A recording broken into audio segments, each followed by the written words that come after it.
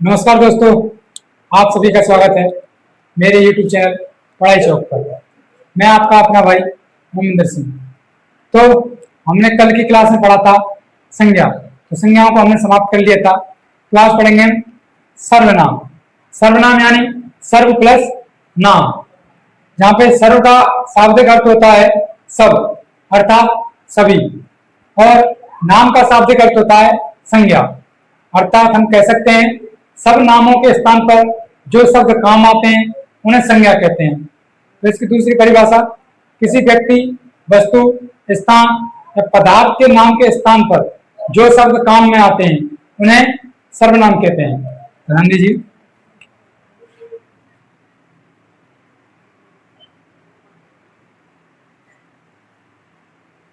सर्वधन नाम यानी कि सर्व का अर्थ होता है, सर्व का अर्थ होता है सब, अर्थात सभी। और नाम का अर्थ होता है, नाम का अर्थ होता है संज्ञा। तो इसकी परिभाषा बनेगी, सब नामों के, सब नामों के स्थान पर जो शब्द काम आते हैं, जो शब्द काम आते हैं उन्हें सर्वनाम कहते हैं, उन्हें सर्वनाम कहते हैं। तो इसकी दूसरी परिभाषा बनेगी, किसी व्यक्ति, वस्तु, स्थान, पदार्थ के नाम पर जो शब्द काम आते हैं, के नाम पर जो शब्द काम आते हैं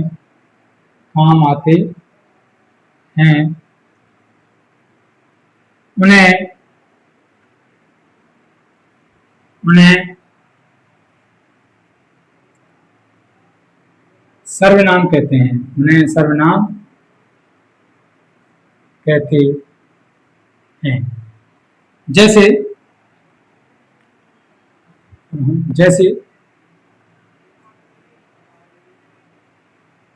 मैं, तू, आप, यह,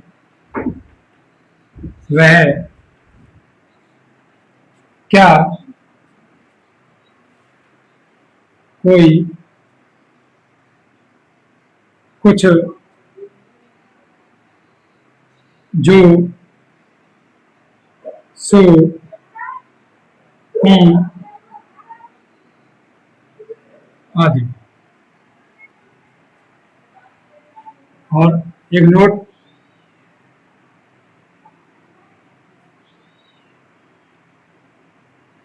कामता प्रसाद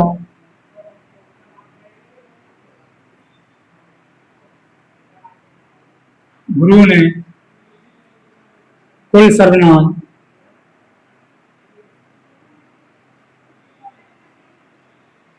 11 माने हैं। तब तक ये इससे आगे हो।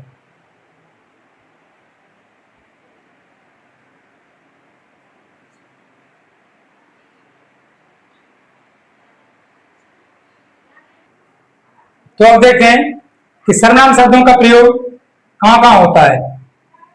ध्यान दीजिए।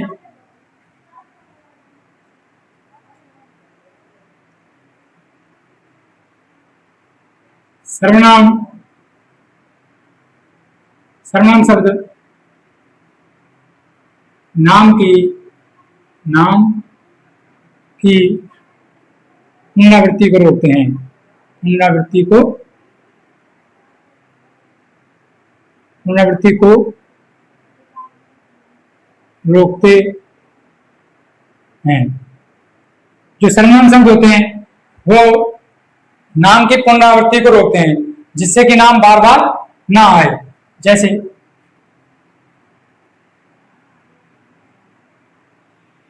गीता ने कहा,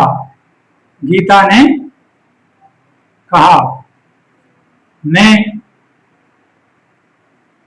स्कूल जा रही हूं। तो जो ये मैं शब्द है, तो गीता ने कहा मैं स्कूल जा रही हूं, जो ये मैं शब्द है वो गीता के स्थान पर आया है। अर्थात गीता ने कहा कि गीता स्कूल जा रही है, तो गीता नाम को बचाने के लिए, गीता नाम की पुनरावृत्ति को लिए इस मैं शब्द का प्रयोग किया गया है। जैसे और चौथा परिभाषा इसकी होगी सर्वनाम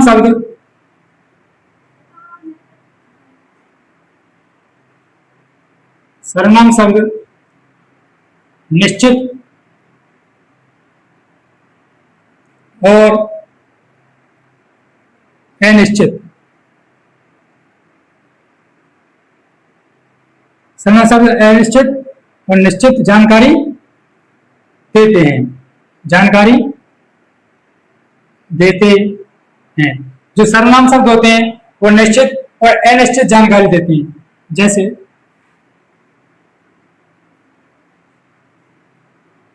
वह गिर गया, जो वह शब्द है ये हमारे पास निश्चित है कि वह गिर गया। जैसे दूसरा वाक्य इसका, कोई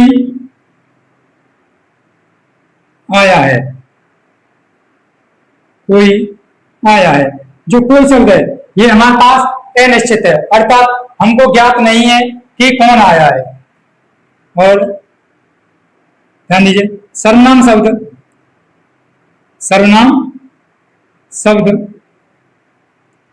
आदर सम्मान और तिरस्कार,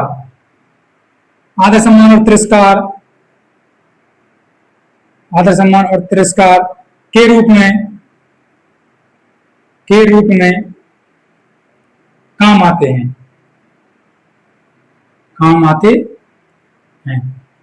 जैसे आप अंदर आ जाओ, जो ये आप शब्द है ये हमने सम्मान के रूप में लिया है। और दूसरा जैसे यहां से तू निकल जा,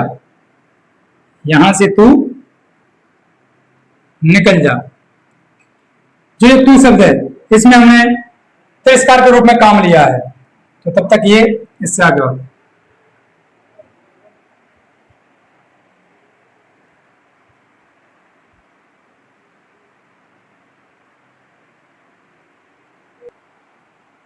तो आगे देखिए, जो सर्वनाम शब्द होते हैं वो किसी व्यक्ति, वस्तु, स्थान से संबंधित सवाल करते हैं। ध्यान दीजिए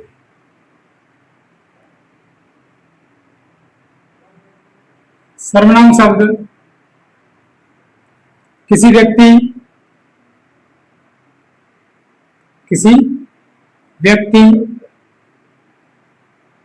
वस्तु, स्थान से, किसी व्यक्ति, वस्तु, स्थान से संबंधित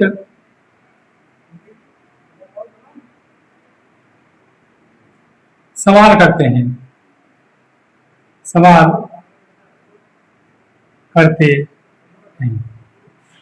जैसे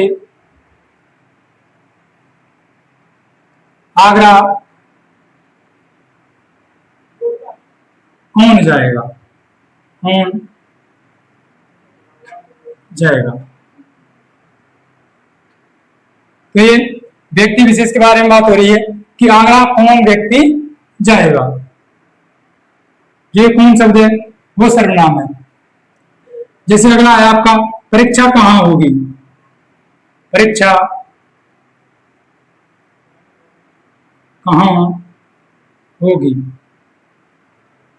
ये स्थान संबंधित प्रश्न पूछा गया है, सवाल पूछा गया है कि परीक्षा किस जगह पर होगी, किस स्थान पर होगी।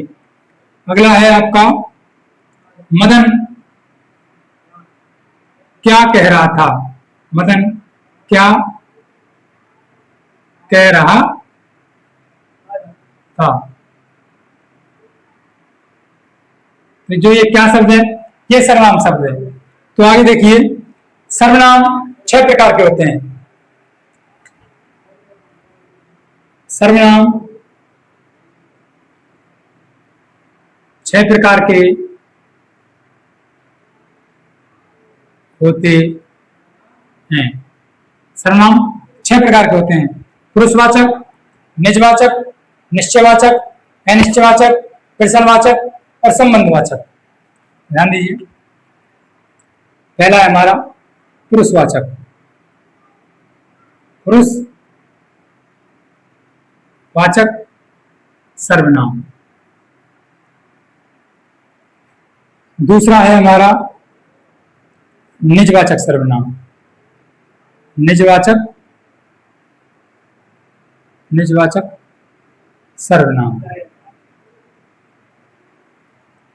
तीसरा है हमारा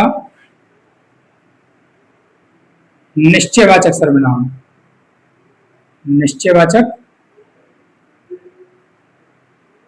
सर्वनाम। चौथा है हमारा अनिश्चयवाचक सर्वनाम। अनिश्चयवाचक सर्वनाम। पांचवा है हमारा प्रश्नवाचक सर्वनाम। प्रश्नवाचक सर्वनाम। छठा है हमारा संबंधवाचक सर्वनाम। संबंधवाचक सर्वनाम। तब तक के लिए इससे आगे उतारिए पुरुषवाचक सर्वनाम।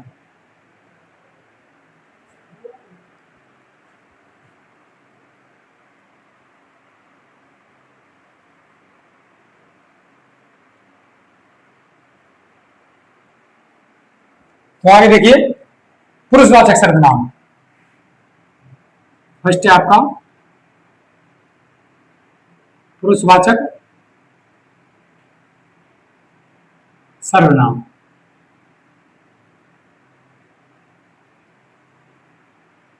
ध्यान दीजिए, पुरुष धन वाचक।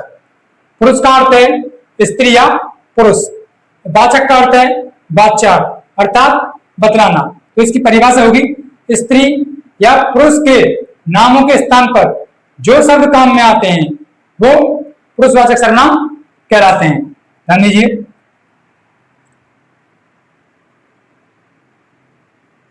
पुरुष धन वाचक। पुरुष का अर्थ है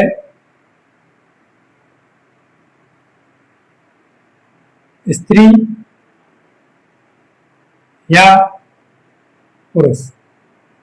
स्त्री या पुरुष। और वाच्यार्थ का अर्थ है वो वाचक का अर्थ है वाचक का अर्थ है वाच्यार्थ। वाच्यार्थ अर्थात बतलाना। तो इसकी परिभाषा होगी स्त्री या पुरुष। स्त्री या पुरुष के नाम के स्थान पर के नाम के स्थान पर के नाम के स्थान पर जो शब्द काम में आते हैं, जो शब्द काम में आते हैं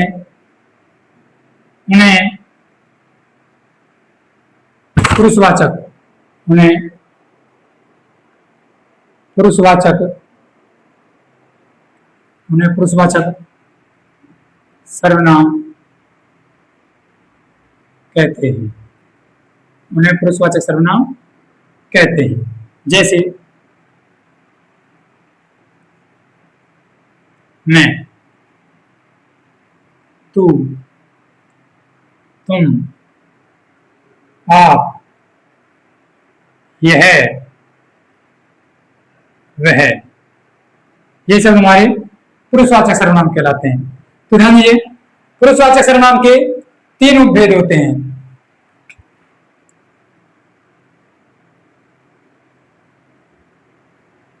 पुरुषवाचक सर्वनाम के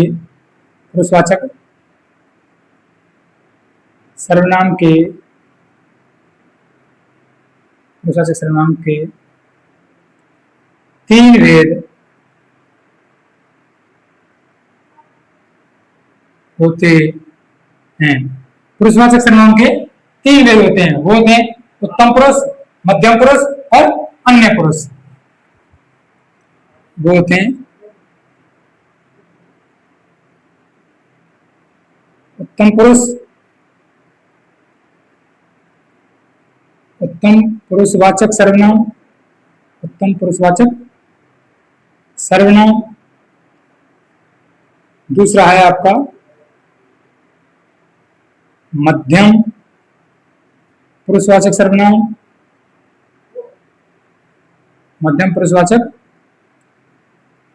सर्वनाम, और तीसरा है आपका अन्य पुरुषवाचक सर्वनाम। अन्य पुरुषवाचक सर्वनाम। तब आज के लिए बस इतना ही। तो मिलते हैं अपने नेक्स्ट क्लास में। यदि आपको हमारी ये क्लास पसंद आई तो इसको लाइक करें, शेयर करें, कमेंट करें तथा हमारे YouTube चैनल पढ़ाई चौक को सब्सक्राइब करें और बेल आइकन को प्रेस करें ताकि हमारी वीडियो की नोटिफिकेशन आपको मिलते रहें। तब तक के लिए बाय बाय, धन्यवाद।